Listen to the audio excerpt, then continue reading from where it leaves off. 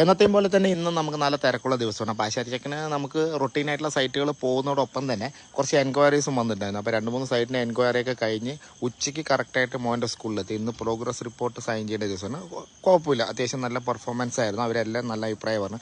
അപ്പോൾ ഉച്ചയ്ക്ക് ശേഷം ഫ്രീ ആയതുകൊണ്ട് തന്നെ ആശാനും എൻ്റെ ഒപ്പം വരുന്നു എന്ന് പറഞ്ഞു. അപ്പോൾ ഞാൻ പറഞ്ഞുകൂടാ, ഞാൻ ബൈക്കിലാണ് കോയമ്പത്തൂർ പോകുന്നത്, കാറിലല്ല. അപ്പോൾ കുഴപ്പമില്ല അച്ഛൻ, ഞാനും ബൈക്കിൽ വരുന്നത്. കാരണം ഞാനൊരു ബൈക്കും കൂടെ എടുത്തിട്ടുണ്ട്, ബുള്ളറ്റ് സ്റ്റാൻഡേർഡും കൂടി എടുത്തിട്ടുണ്ട്. ബുള്ളറ്റ് ഒരു പ്രാന്തായിരുന്നില്ല, പക്ഷേ വണ്ടി പ്രാന്തുള്ളതിൻ്റെ ഇടയിൽ എങ്ങനെയോ വന്നുകൂടിയാണ് ഈ പ്രാന്തും കൂടെ. അപ്പോൾ ആശാനും വരുന്നു എന്ന് പറഞ്ഞു. അപ്പോൾ ചില കുഴപ്പമില്ല, കാരണം എന്ന് വെച്ച് കഴിഞ്ഞാൽ നമ്മളല്ല അവന് കുറേ കാര്യങ്ങളൊക്കെ നമ്മളെ പഠിപ്പിക്കുന്നത്. ഈ പ്രായത്തിൽ എന്തായാലും നമുക്കിതൊന്നും കിട്ടിയിട്ടില്ല. അവന് കിട്ടിയെങ്കിൽ നമ്മളല്ല ഏറ്റവും ബെസ്റ്റ് അവന് കൊടുക്കാൻ പറ്റുന്നത്. അപ്പോൾ ആദ്യം തന്നെ ആശാൻ ഒരു സേഫ്റ്റിക്ക് ഒരു ഹെൽമെറ്റ് വാങ്ങിയിട്ട് അതിലൊരു കോംപ്രമൈസും ഇല്ല. കാരണം സ്കൂളിൽ നിന്ന് അങ്ങനെ യൂണിഫോം ഇട്ടിട്ട് വന്നതാണ്. അപ്പോൾ റൈഡിങ് ജാക്കറ്റും കാര്യങ്ങളൊന്നും ഇല്ലെങ്കിൽ നമ്മൾ ആ സേഫ്റ്റി സ്പീഡിലും സ്പീഡ് മസ്റ്റേ അല്ല, നമുക്ക് എൻജോയ് ചെയ്ത് യാത്ര ചെയ്യാമെന്ന് മാത്രമാണ്.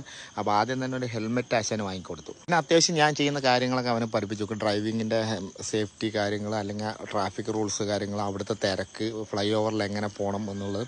പിന്നെ GPS നന്നായി നോക്കുന്നുണ്ട്. അപ്പോൾ അവൻ എനിക്ക് പുതിയ സൈറ്റിലേക്കുള്ള റൂട്ടും കാര്യങ്ങളൊക്കെ അവൻ ബാക്കിലിരുന്ന് GPS നോക്കി തരും.